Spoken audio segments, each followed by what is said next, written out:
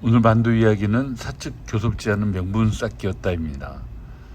우리는 철회노동자 24호에서 교섭 타결 자체가 목적이 될 수 없다는 점을 지적했습니다. 그러자 사측은 휴가 전 타결을 위해 모든 노력을 다했다는 모습을 대중적으로 알리고 싶었는지 26일 교섭을 요청했습니다.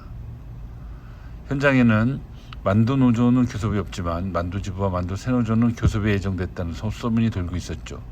결국 만두노조 교섭이 잡히고 나서야 만두지부도 교섭이 잡혔습니다.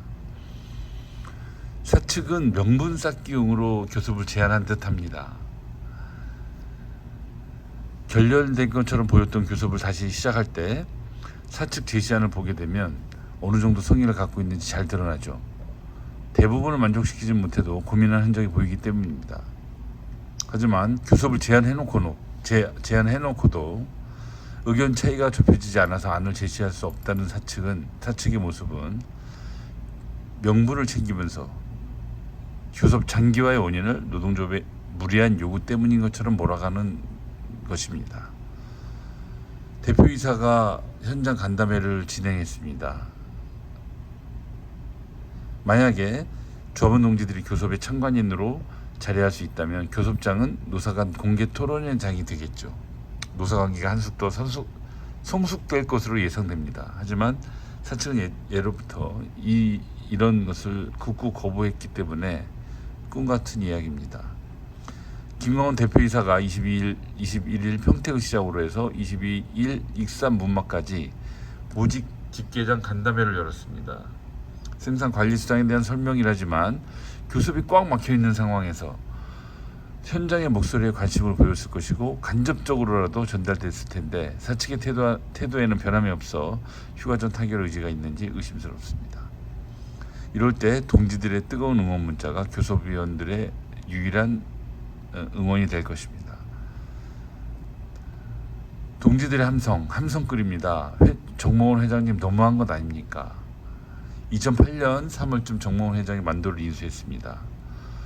97년 부도 이후에 분할 매각 과정에서 일선에 물러난 회장님이 다시 만두를 되찾았을 때 노동조합은 이래서 안 된다 저래서 안 된다는 말을 했지만 저는 다 필요 없는 얘기라고 생각했습니다.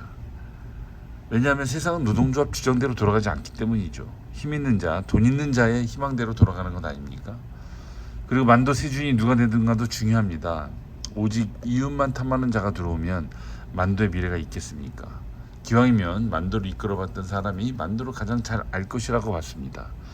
흑자부도를 겪었으니 노동자들보다 더 억울했을 것이고 다시는 이런 일을 반복하지 않겠지라는 생각에 정몽원 회장 복귀를 속으로 응원했습니다.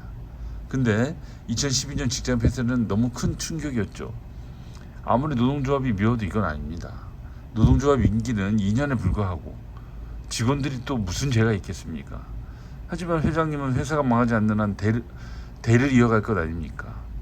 노동조합에 대한 부정적인 시각을 벗고 회장님이 자리를 비웠을 때 만두를 지켜낸 주역에 제대로 된 대우를 해줘야 할 겁니다. 이 함성글을 보면서 노동조합은 다시 한번 생각합니다. 자본은 역시 자본이었습니다. 2000년 정몽원 회장이 만두를 분할 매각하면서도 만두 지분 20%를 유지했다는 것이 문재인 정부 공정거래위원장을 역임한 김상조 교수로부터 밝혀졌죠. 이에 분노한 만두기의 노동조합은 부도 책임을 물어서 일선에 복귀하지 않겠다는 확약서를 받았고 소유한 지분에 대한 사회환원을 요구했지만 결과적으로 직원들에게 경력금을 지급하는 것으로 일단락됐습니다. 2008년 재매각 국면에서 투기 자본만은 안 된다면 정몽원 회장에 대해 비판적으로 지지했던 것은 지금 돌아보면 아니란 판단이었습니다. 자본은 자기 이익을 위해 노동자를 헌신자 취급할 뿐입니다. 이상입니다.